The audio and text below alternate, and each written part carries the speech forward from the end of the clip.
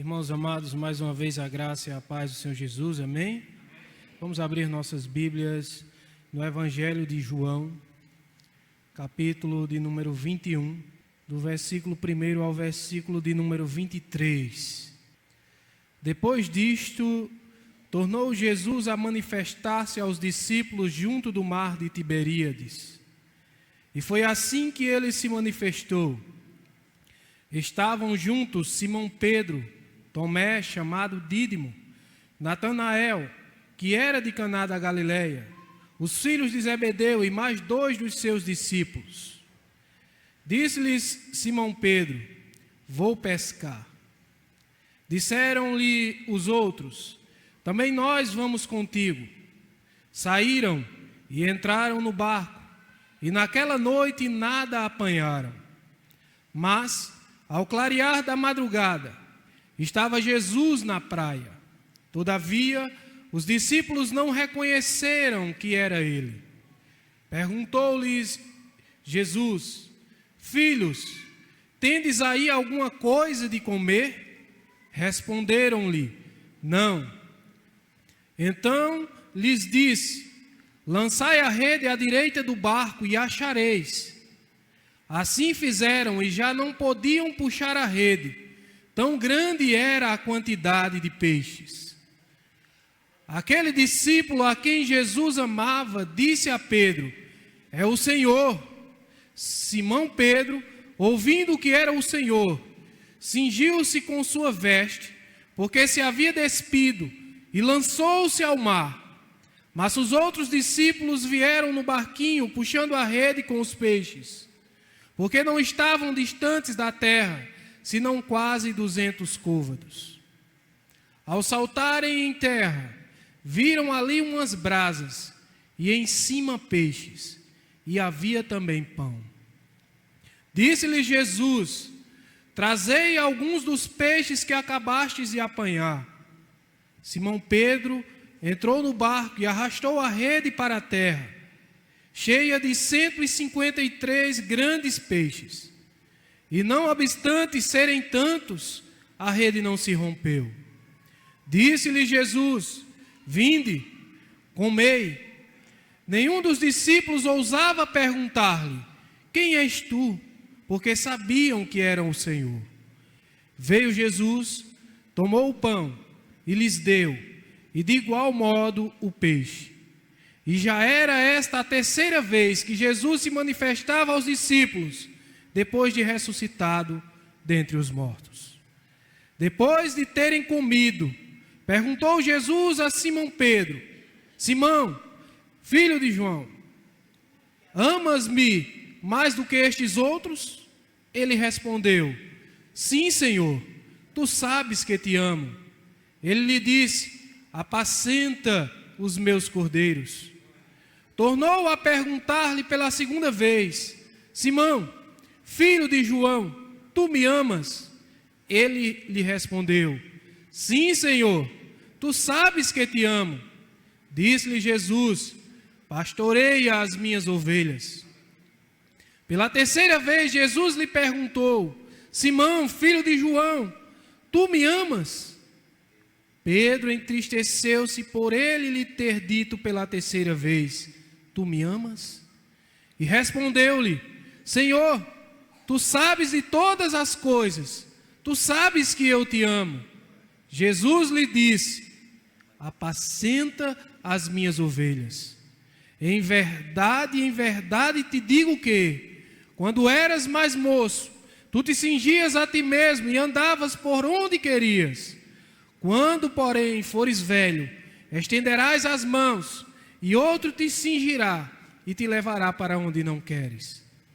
Disse isto para significar com que gênero de morte Pedro havia de glorificar a Deus. Depois de assim falar, acrescentou-lhe: segue-me.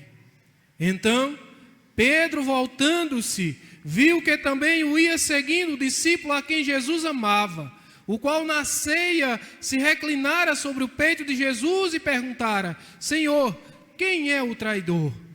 Vendo-o, pois, Pedro perguntou a Jesus: e quanto a este?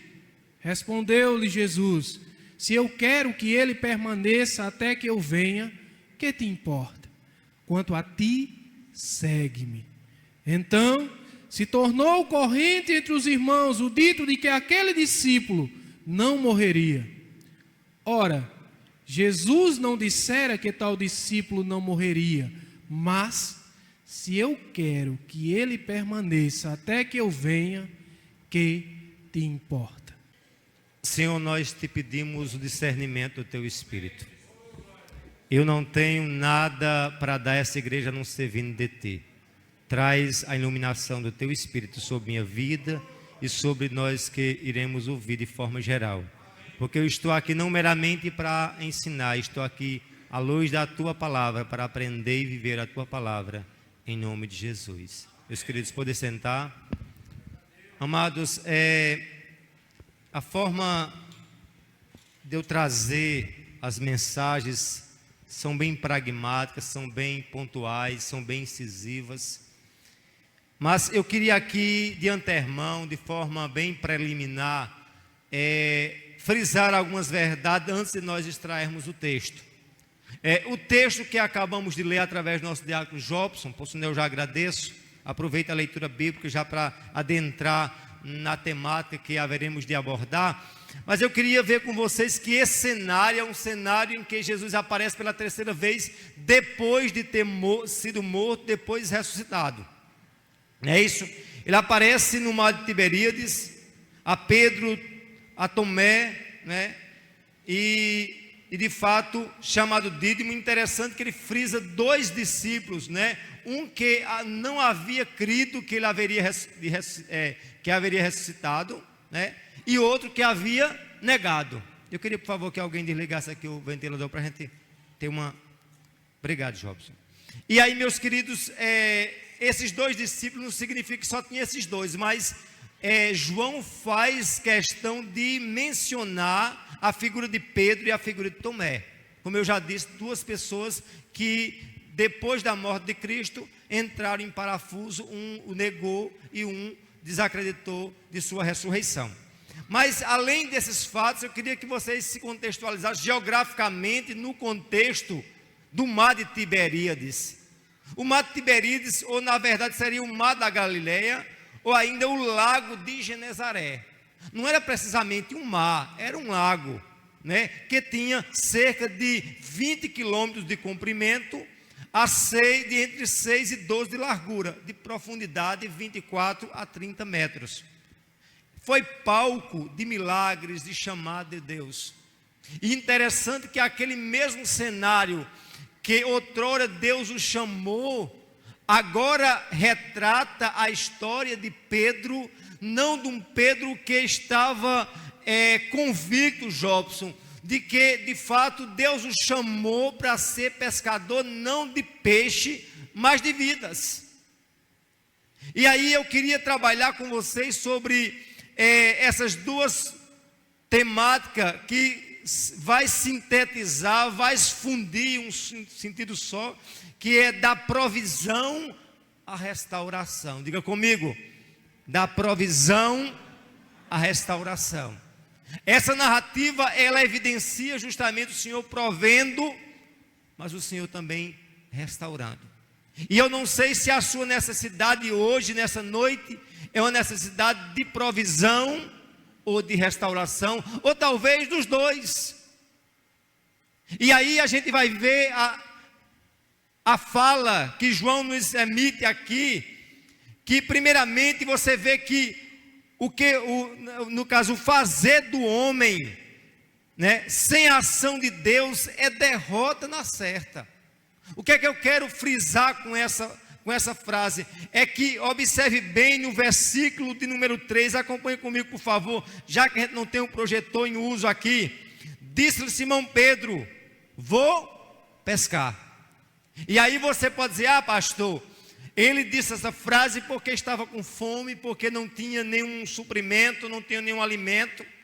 Mas essa frase bem de efeito, essa frase de bem enfática, quando eles vão pescar, é como ele disse: olha, eu pensava que eu ia ser um pastor, eu pensava que eu ia ser um apóstolo, Mas eu estou voltando às origens, o mesmo cenário, o lago de Genezaré. Foi aqui que o Senhor me chamou, disse que eu ia fazer isso e aquilo, mas eu parecendo não estou vendo nada. Eu vou voltar às origens.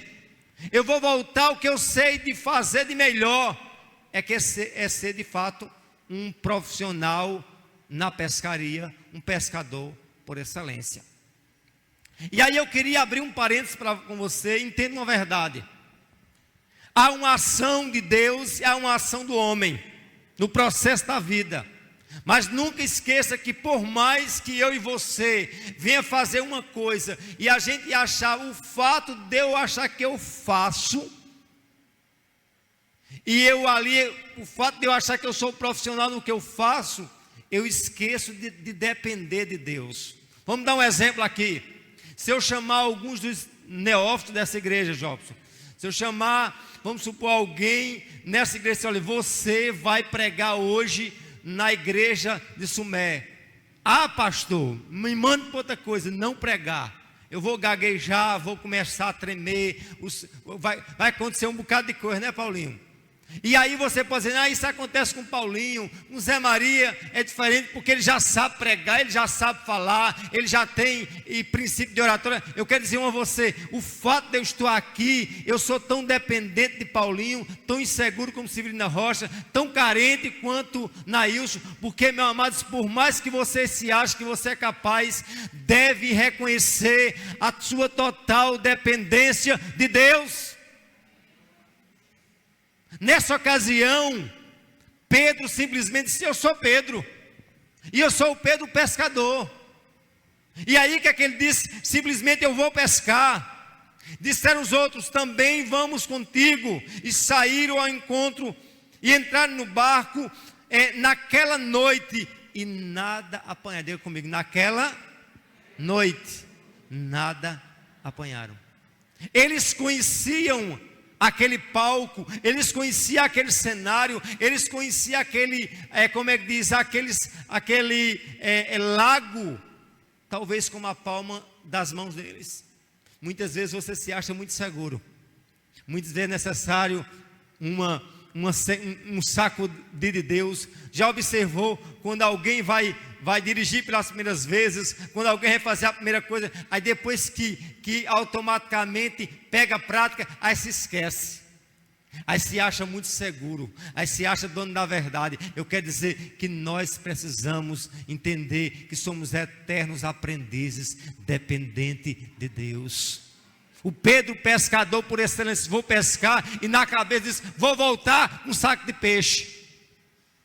Mas diz o texto que eles passaram o quê? Diga comigo, toda a noite e nada pegaram.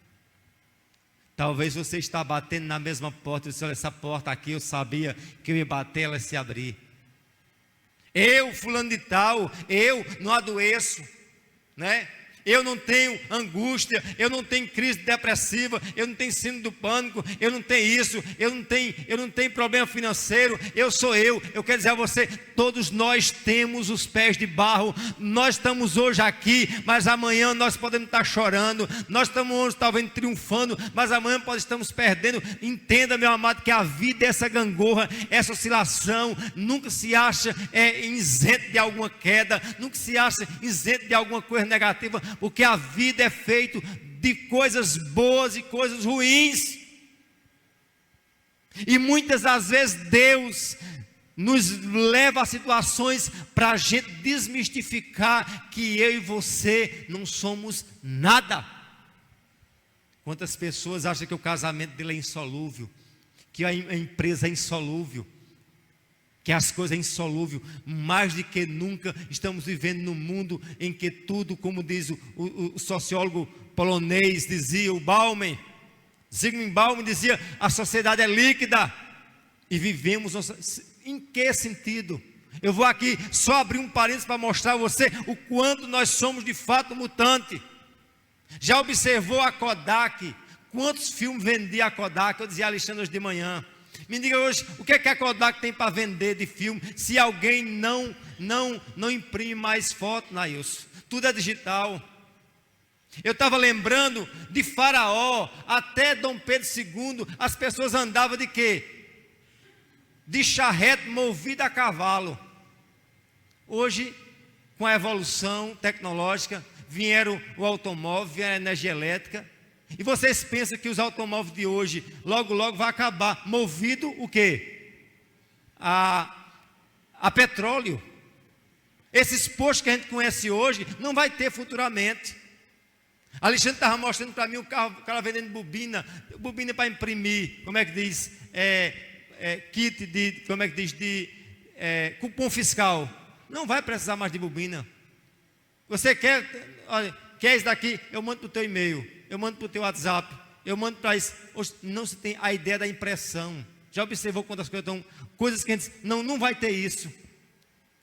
Aí a coisa simplesmente se modifica. O que eu quero dizer aqui a você, a vida é mutante. A vida, ela é uma coisa que você... Os grandes impérios do passado caíram. Isso mostra que não tem ninguém com estabilidade, não tem ninguém eterno, a não ser o Deus eterno. E aí eu quero mostrar a você que Pedro, ele se achava seguro. Ele disse, eu vou pescar, e na certeza de que ia pescar e voltava com peixe. Talvez você esteja, não, eu vou fazer isso e vai dar certo. Porque eu sei o que fazer. Eu sei administrar. O que é que tu sabe? E eu, nada. Por isso que a Bíblia diz, o que é a vossa vida? O cara diz lá em Tiago diz, né? Eu vou a tal cidade e daqui a um ano negociaremos, lucraremos. Como é que você pode dizer que vai a uma cidade daqui a um ano? E que quando chegar lá vai negociar, e depois que negociar vai o quê? Vai lucrar. Nem todo negócio está lucro, Anaílson. Uns você tem lucro, outros tem prejuízo, mas o homem tem uma certeza. E aí o Senhor faz uma pergunta, o que é a vossa vida? Ele mesmo responde, é um vapor que aparece por um pouco e depois se desvanece. Pedro achava que ia pescar e que ia simplesmente o quê? Colher os peixes. Nem o fato de você achar, nem tudo que você achar é. Aí eu vou abrir esse negócio, ele vai dar certo. Não, tente, mas não significa que tudo que você faz, de fato, vai acontecer mediante os seus planos.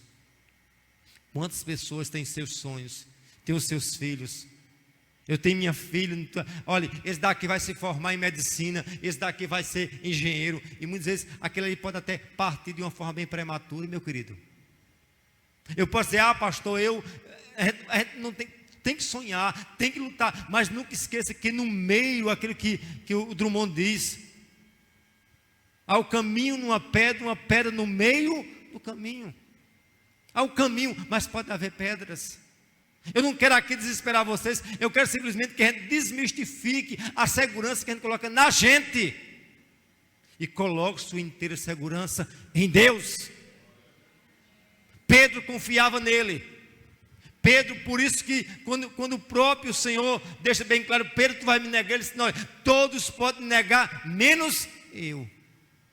Eu não estou aqui criando em você um sentimento negativista. Eu quero dizer a você, desmistifique a confiança que você tem em você mesmo e passe a confiar inteiramente no Senhor. Tem gente que confia demais na igreja, no pastor, em fulano, cicrano. Todos nós somos fracos, meus queridos. Somos débeis. Falha, você só não vai encontrar em Cristo. A esposa, esse meu marido é bom demais. Esse daqui, como eu já vi uma dizer a mim, esse nunca vai me trair. Eu digo, não diga isso. Porque ele me ama demais. Eu digo, não diga isso. Eu só vi a queda. Da mesma forma, o cara diz, nesse daqui, essa é minha princesa, é intocável. Meu irmão, todos nós estamos sujeitos a decepcionar e sermos decepcionados. E não crie ídolo de ninguém, de filho, de igreja, de pastor, de empresa. Não, todos nós somos fracos. Dá para entender? E no dia que você se achar forte, você cai. Amém? Porque quando eu me acho forte, eu bato no peito e disse, olha, eu sou melhor do que Cássio, de que Teta, de que Joninha. Não, nós somos fracos. E Pedro precisava entender isso. Ele ia pescar, mas no fato de ele ia pescar, não significava que ele iria colher. E aí a gente vê aqui, que ele diz o quê? Vou o quê? Pescar. E nada apanharam. Se a gente ficar aqui na palavra noite e nada, é terrível. Não é verdade? Noite, ele remete, como eu já disse a vocês anteriormente, um sentimento de insegurança. A noite, ela de fato remete ao sentimento de incerteza. E eles passaram a noite todinha batendo na mesma tecla. Mas eu louvo o Senhor, que o Deus de restauração e de provisão, que teve lá em Genezaré, que teve lá em Tiberíades, está nessa noite para dizer a você: você está batendo na mesma tecla, mas eu quero dizer, quando eu chegar no negócio, o negócio muda. E aí, meus queridos, diz assim, diz aqui, o clarear de Deus virá sobre a noite escura. O que me alegra é que a narrativa diz que eles passaram toda a noite e nada apanharam. Mas o verso 4 diz: mas ao clarear da madrugada. Diga comigo, mas. Diga, é adversidade, é contrariedade, é um choque, é algo antagônico ao anterior. Diga, noite e clarear. Diga, eu posso estar na noite, mas creio que o dia vai chegar. Como diz o Matuto, a barra da aurora vai chegar. O clarear de Deus. Por isso que a Bíblia deixa bem claro em Salmo 30, verso 5, parte B: o choro pode durar uma noite, mas a alegria virá ao amanhecer. Compreenda isso.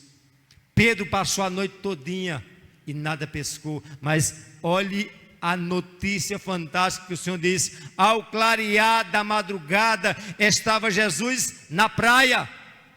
Eles estavam no mar, a cerca de 150 metros. E aqui há uma coisa tremenda: Jesus na praia e de madrugada, ao amanhecer. Ele estava à noite e no mar. Noite e mar, uma coisa em segurança. Já praia e claridade, segurança. Olha o cenário mudando aqui. Olha a narrativa mostrando que quando Jesus chega, tem solidez, tem praia. Amém? Olha ele mostrando que tem noite, mas depois da noite vem o quê? Vem o amanhecer. E ele ali diz desse amanhecer, diz: filhinhos, tem alguma coisa para comer de longe, a 150 metros. E ele diz: não. E aí ele faz um desafio tremendo. Ele se lança a rede. Onde era que eles iam lançar a rede? No outro oceano. Eles iam lançar a rede em outro ambiente. É como eu disse a vocês, passa as noites todinha lutando pela mesma coisa. Aí chega o amanhecer e diz: aquela porta, não, aquela porta ali eu já tentei bater. Eu já tentei abrir aquela empresa. Eu já tentei fazer aquele. Não, vá, quem está mandando sou eu. Vá agora. Vocês iriam? Sejam sinceros. Dificilmente a gente iria. Mas eles acreditaram e disseram: não tem o que perder. E quando jogaram a rede no lado direito, diz a Bíblia, veio uma grande fartura. E algo interessante, meus queridos, que é algo profundo, que no meio dessa noite escura, no meio dessa problemática todinha, eles lançaram a rede e veio grandes quantidades de peixes. E esses peixes, a quantidade era mais de 153 grandes peixes, fora os pequenos. E o texto diz que as redes não se rompiam. Eu quero dizer uma verdade para você: quando Deus mandar você fazer uma coisa e você fizer do jeito que Ele está mandando, mesmo que a rede venha a ser pequena, para a quantidade de peixe, essas redes não vão se romper, porque quem está mandando é Deus. E se Deus disser a você, bata na mesma tecla, eu já bati 1000 vezes, Senhor disse, quem está mandando sou eu. Agora chegou amanhã, você estava na noite, você estava no seu tempo, mas agora chegou o meu tempo. Você precisa entender que você é totalmente dependente de Deus. Amém, amados? Aprenda a ser dependente. Aprenda a ser um crente. Dizer, eu sou totalmente dependente de ti. Porque o crente muitas das vezes quer confiar em si mesmo, mas confie inteiramente no Senhor. Amém, meus queridos? Confie em Deus, porque só Ele é de fato tua provisão. Só Ele é a certeza da tua vitória. Outra evidência que eu quero trazer à tona é que o Senhor faz a diferença do cenário contrário, como eu já disse. Aquele cenário, né, em que tinha tudo para dar errado, que tinha tudo, já era algo monótono, já era algo repetitivo. Lançar a rede no mesmo lugar, eles lance, quem está mandando sou eu. E ao lançar a rede, como eu já disse, eles obtiveram aquela grande pescaria. E diz que trouxeram o barco para a beira da praia, tiraram os peixes. E ao chegar na praia, ao saltar em terra, viu ali, diz o verso 9, viu ali umas brasas e em cima peixe e havia pão. Diga comigo, brasas, peixes e pão. Interessante que enquanto eles estavam trabalhando lá no mar, Jesus estava já o quê? Providenciando pão e peixe assado para eles. Não é algo interessante? E aí eu fico pensando, o Pedro que outrora negou o mestre, ao redor de uma fogueira, de escarnecedores, agora estava sendo restaurado, ao redor daquela fogueira que Cristo havia provido para ele. E aí, meus queridos, diz o texto sagrado, diz a narrativa, que o Senhor, já tendo peixe, já tendo, como é que diz, pão, poderia ter esquecido os 153 grandes peixes, não é verdade? Ou seja, aquele milagre dos 153 peixes foi a ação de Deus, mas em parceria com o homem. E esse da beira da praia já estava pronto. E muitas vezes a gente só quer as coisas prontas, não é isso? A coisa tem que ser pronta. Não, Deus, Ele faz situações para você depender totalmente dEle, como é dependente. Mas aí Ele pega esses mesmos peixes. Analise comigo, olha o que é que diz o verso de número seguinte. Vamos lá? 9. E ao saltarem da terra, ali estava umas brasas em cima com peixes, e também havia pão. O verso 10, disse-lhe Jesus, trazei alguns dos peixes que acabaram de apanhar. Diga comigo, trazei alguns dos peixes que acabastes de apanhar. Ou seja, venha cá, eu tenho aqui já peixe pronto, já tem peixe assado, mas eu quero dizer uma coisa, traga o que vocês colheram. Qual a verdade, Joninha, que eu posso aplicar para a gente nessa ocasião? É que as coisas não vêm tudo pronto do Senhor. Poderia vir, mas Ele não quer que venha. Quer uma prova disso?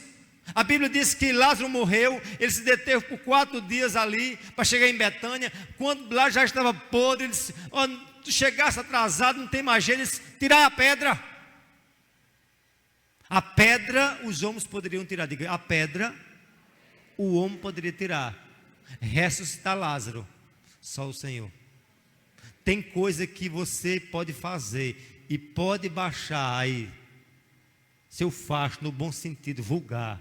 Deus não vai fazer o que eu e você pode fazer. Cuide em fazer. Amém? A pedra tinha que tirar, ou seja, o possível faço eu, mas o impossível quem faz é Deus.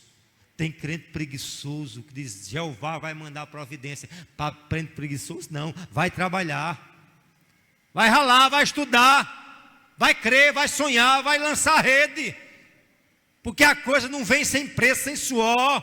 Tem que vir com projeto, tem que vir com sonho, tem que ter pulso, tem que ter sangue no olho, tem que acreditar que Ele é o Deus de provisão. Mas essa crença requer de minha ação, meus queridos. E aí o texto deixa bem claro que o Senhor pegou os peixes dos esforços dele, mesmo proveniente do milagre do Senhor. Disse, traga cá, vamos assar também junto com o que já está assado. E aí eu digo a você, olha, tenha parceria com o Senhor. Não que o Senhor precise dessa parceria, mas Ele quer de vocês parcerias. Amém? Eu quero abrir só um parênteses aqui para mostrar a vocês aqui. Jobs, se já analisasse, se dos que estão aqui, 80% viessem trabalhar com a gente de manhã, Ah, pastor, eu tenho uma dor na coluna, não sei o quê. Eu quero dizer, se tu não pode realmente levar um saco de cimento, tu leva pelo menos um copo d'água para alguém.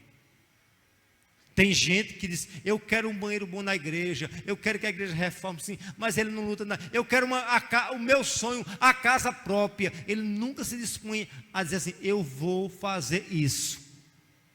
Eu tenho uma banda de tijolo, eu vou levantar, eu vou fazer alguma coisa. Não. Ele simplesmente fica sonhando no mundo das ideias de Platão. Eu quero dizer a você, Deus, ele conta com um sonhador, mas sonhador da qualidade de José, que acreditava, que arregaçava, que de fato fazia a coisa acontecer. Deus não trabalha com preguiçosos. Isso é claro, meu querido. Ele deixa bem claro, o covarde que volte, vai ter com a formiga ou prostituta. Ou seja, eu quero dizer que cada um da gente tem nossas deficiências, limitações, mas eu quero que quando a gente tem um sonho, a gente tem que ser consumido e lutar por aquele sonho. Seja um sonho de cunho da igreja, seja um sonho de cunho profissional, seja de sonho de qualquer outra coisa, mas eu digo aqui a você, se esmere e faça valer também sua contribuição dentro desse processo. E lembre-se, e volto a repetir, Deus não precisa de você, mas Ele quer utilizar-se de você. Amém? E aí Pedro, de fato, estava nessa situação. E aí ele trouxe Pedro à tona e fez Pedro participar com os discípulos daquela pesca maravilhosa, daquela provisão tremenda.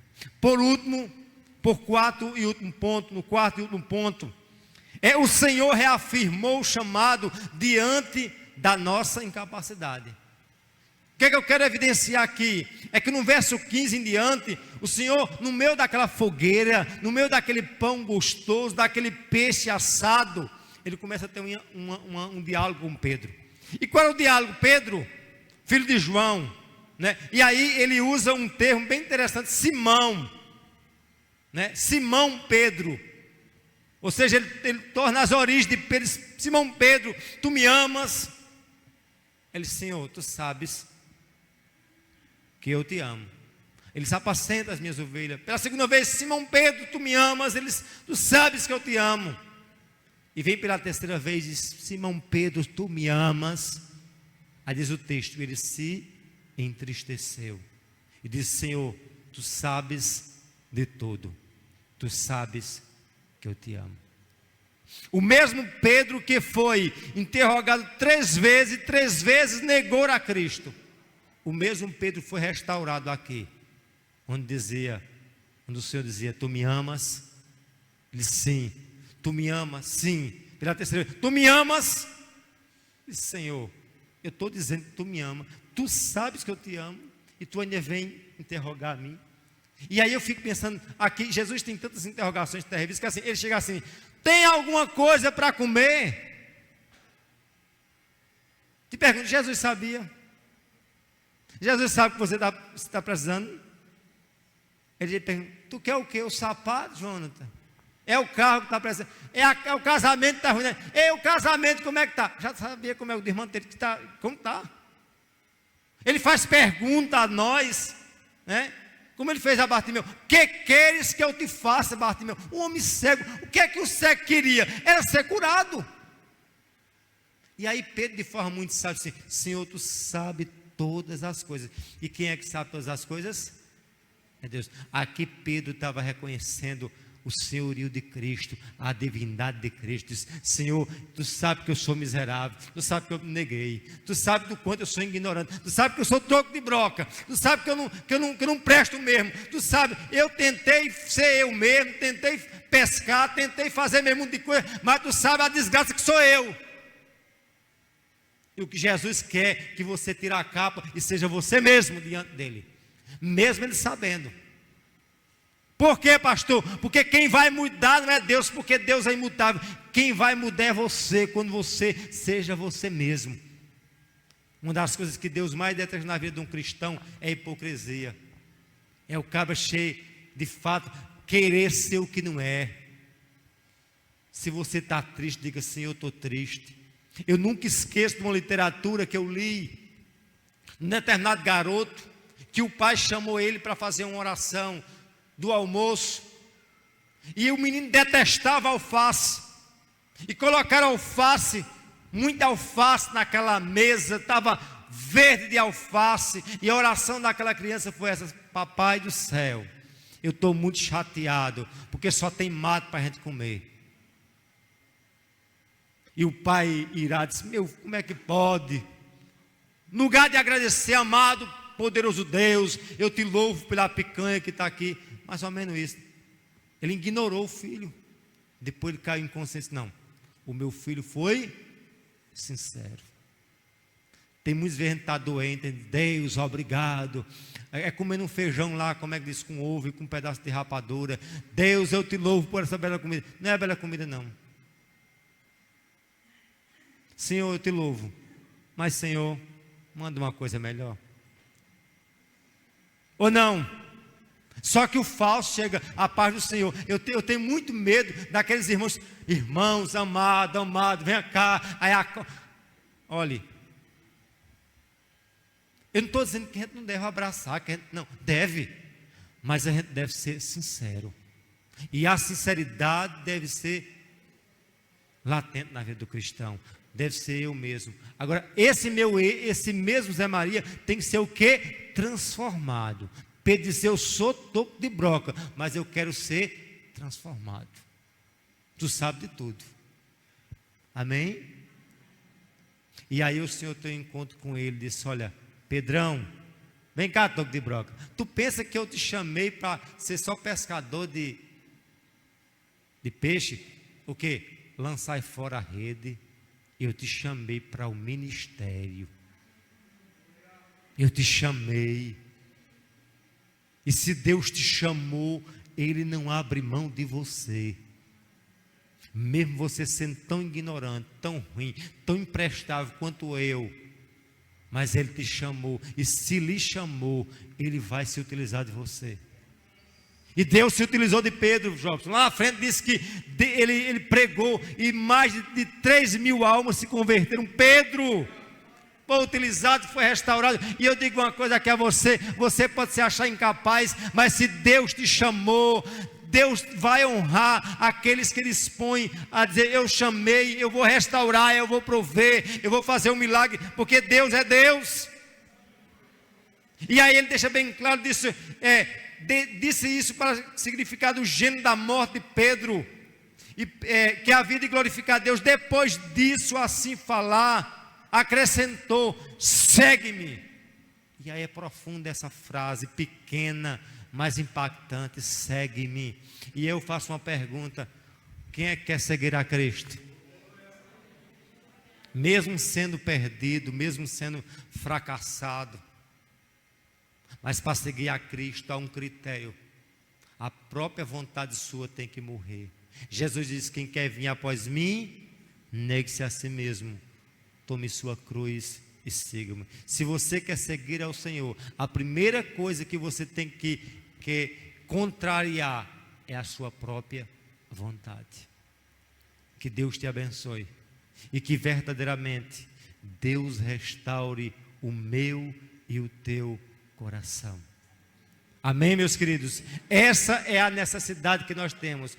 Essa, de fato, é nessa urgente que nós precisamos ter. E por fim, eu quero tomar como aplicação única dessa minha homilia, que mesmo em nossas habilidades de pescar, entre aspas, necessitamos inteiramente de Deus.